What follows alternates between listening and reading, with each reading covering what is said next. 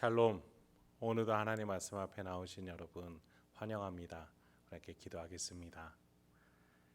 하나님, 오늘도 우리에게 귀한 말씀 주시니 감사합니다. 우리의 영혼이 이 말씀을 듣고 접하고 대할 때에 하나님께서 도와주시옵소서.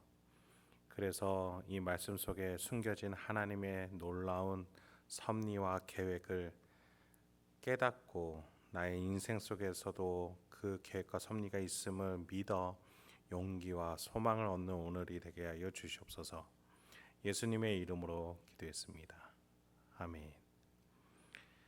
오늘 함께 살펴볼 말씀 사도행전 2장 42절에서 47절, 사도행전 2장 42절에서 47절까지 함께 살펴보도록 하겠습니다. 오늘도 성실하신 우리 아버지 하나님을 찬양합니다. 지난 본문으로 베드로의 설교가 받쳐졌죠. 성령이 왜 오셔야 했는지, 왜 그런 계획을 하나님이 하셨고 그 중심에서 예수가 어떤 역할을 했는지 베드로가 구약 성경을 통해서 잘 설명해 줬습니다. 그 설명으로 하나님께 돌아와 세례를 받은 자, 회개한 자가 남자만 3,000명이나 됐죠. 예수 공동체가 기하급수적으로 수가 늘어나 버리고야 맙니다. 그 전까지 120명, 즉 100명 단위에 불과했던 조직이 이제는 10,000명 단위로 뛰어버린 것이지요. 남자만 3,000명이니 남녀노소로 하면은 아마 10,000명 이상이 됐을 겁니다. 그런데 이 10,000명 단위의 인원들은 유월절 절기를 맞이해서 성전, 즉 예루살렘에 잠시 들른 여행자들입니다. 예루살렘이나 그 근처에 사는 자들이 아니죠. 그런 그들이 유대인들이 보기에 개종에 가까운 급변하는 선택을 함으로 인해서 그들은 지금 유대 사회에서 이제 격리되다시피 한 존재들입니다. 무슨 말입니까? 이제 필요한 것들을 얻을 수 없는 결단을 하며 예수 공동체로 회개에 들어왔다라는 겁니다. 이제 예수 제자 공동체는 이 수많은 인원들을 어떻게 감당해야 되는지 막막할 텐데, 오늘 사도행전 본문에서는 이 문제를 어떻게 풀어가는지 우리에게 너무나 잘 설명해 줍니다. 먼저 42절입니다. 그들이 사도의 가르침을 받아 서로 교제하고 떡을 떼며 오로지 기도하기를 힘쓰니라. 유대인들이나 유대교로 개종한 외국인들은 그간 자신들이 들어왔던 가르침이 너무나도 명확해지는 충격을 받게 됩니다. 희미했던 게 명확해졌던 것이죠.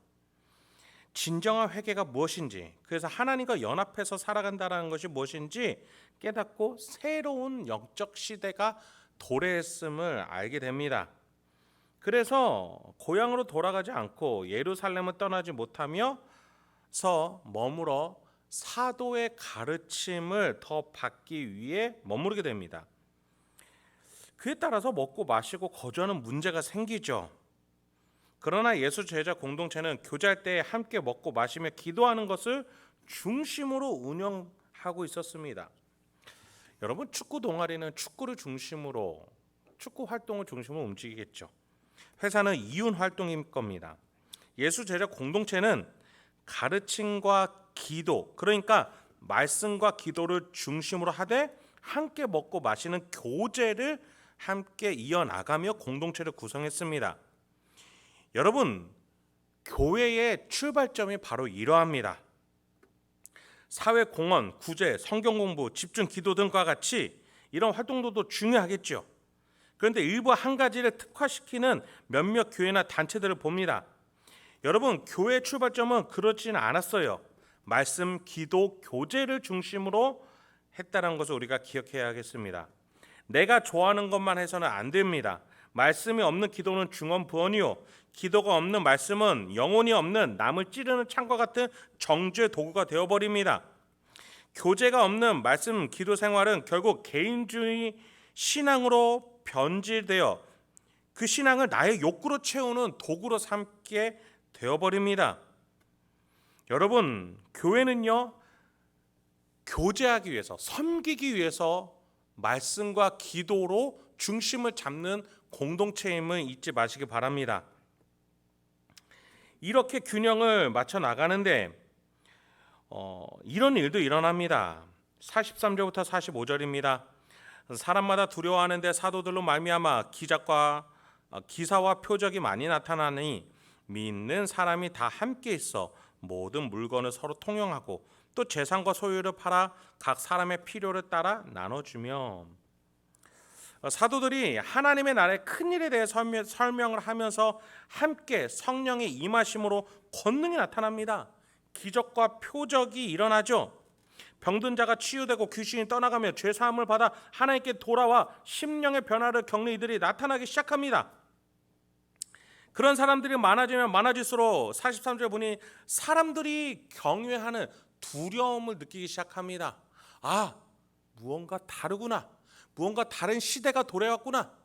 이렇게 느끼기 시작한다는 것이죠. 그렇게 사람이 많아지니, 필요한 것들이 더 많아지니 어떻게 됩니까? 물건을 함께 통용, 즉 공유하면서 사용하기 시작합니다. 저 사람은 남이 아니라 우리가 한 공동체로서 보살펴야 된다라는 유대의식이 생겼다는 것이죠. 단순히 신비한 일이 일어나서 그걸 구경하러 온 자들이 아니라 하나님이 하신 일을 함께 고백하는 공동체원으로서 함께 먹고 마시고 거주할 수 있도록 나누기 시작했다는 겁니다. 나의 것을 말이죠. 여러분, 우리는 결코 나 스스로 나의 의지로 다른 일을 사랑할 수 없습니다. 말씀으로 떡과 밥이 줄 수 없는 소망과 용기라는 힘을 얻어야 합니다. 기도를 통해서 내가 도저히 생각해낼 수 없는 것들을, 그 지혜와 기쁨을 그 기도 속에서 경험해야 합니다. 말씀과 기도를 통해서 이렇게 하나님의 권능과 지혜와 능력을 얻어야 합니다. 그럴 때에 우리는 다른 누군가를 섬길 수 있는 힘이 생겨납니다. 그렇게 될 때 물질의 문제, 그 물질의 문제를 직면한 이 예루살렘 공동체는 하나님이 하시는 일을 통해서 사람들이 다른 시대가 도래했음을, 두려움을 느껴하면서 자신의 것을 나누기 시작한다는 것이죠. 물질에 잡혀 살아갈 시대가 아니라는 것을 더 직면하고 각인이 됐던 겁니다. 여러분, 우리도 마찬가지입니다. 우리가 아무런 은혜 없이 헌금을 하면 우리 안에서는 내가 이만큼 헌금했으니 무언가 돌려받겠지라는 보상 심리가 작동됩니다. 그런데 하나님의 은혜를 경험해서 헌금을 할 때 우리는 자원하는 순수한 마음으로 헌금하게 됩니다. 여러분, 우리에게 하나님의 능력이 있어야 됩니다. 하나님의 역사가 있어야 됩니다. 하나님에 대한 감사가 있어야 됩니다. 그래야 우리의 신앙이 순수해집니다. 마지막으로 46절부터 47절입니다. 날마다 마음을 같이하여 성전에 모이기를 힘쓰고 집에서 떡을 떼며 기쁨과 순전한 마음으로 음식을 먹고 하나님을 찬미하며 또 온 백성에게 칭송을 받으니 주께서 구원받는 사람을 날마다 더하게 하시니라. 제자 공동체가 가장 귀한 것이 무엇인지 깨닫습니다. 마음을 그래서 같이 합니다. 모이기를 힘씁니다. 하나님이 본래 에덴 동산에서 만들고자 했던 인간의 공동체, 아담과 하와의 그 모습이 여기에서 온전하게 나타납니다. 하나님과 사람들이 하나가 되어서 서로 함께 찬양하고 기뻐하며 서로의 것을 나눠주는, 서로 탓했던 아담과 하와가 아니라 서로를 격려하고 보호해주는, 하나님의 능력으로 권면해주는 그런 공동체가 이제 된 것입니다. 여러분, 이것이 우리의 모습이 되기 원합니다. 우리의 가정과 직장과 일상이 그렇게 되기 원합니다. 여러분, 가서 교회를, 신우회를 개척해 나라는 말씀이 아니에요. 섬기시란 말씀입니다. 사랑하세요. 그곳에서 화평을 이뤄내세요. 하나님이 그 속에서 뭔가 다른 두려운 경외감을 느끼게 해주실 것이고, 그 힘으로 서로 통용하고 서로 나누는 놀라운 역사가 일어날 것입니다. 저와 여러분의 일상 가운데서, 가정과 직장과 일상 속에서 그렇게 함께 살아가는 하나님의 놀라운 역사가 일어나게 주님의 이름으로 축원드립니다. 함께 기도하겠습니다. 하나님, 오늘도 우리에게 귀한 말씀을 주시니 감사합니다. 이 말씀을 통해서 오늘도 다시 한번 내가 어떻게 살아야 되는지, 어떠한 방향과 태도로 살아가야 되는지 깨닫게 해주시고 알려주시옵소서. 특히 우리 각 성도님들의 가정과 직장 일상이 각각 다른 상황 속에 있을 텐데 그 상황에 꼭 맞는 하나님이 보여주시는 발걸음과 또 방향으로 우리 성도님들이 결단하며 나갈 수 있도록 이 시간에 적용할 수 있는 지혜와 실천할 수 있는 용기를 허락하여 주시옵소서. 예수님의 이름으로 기도했습니다. 아멘.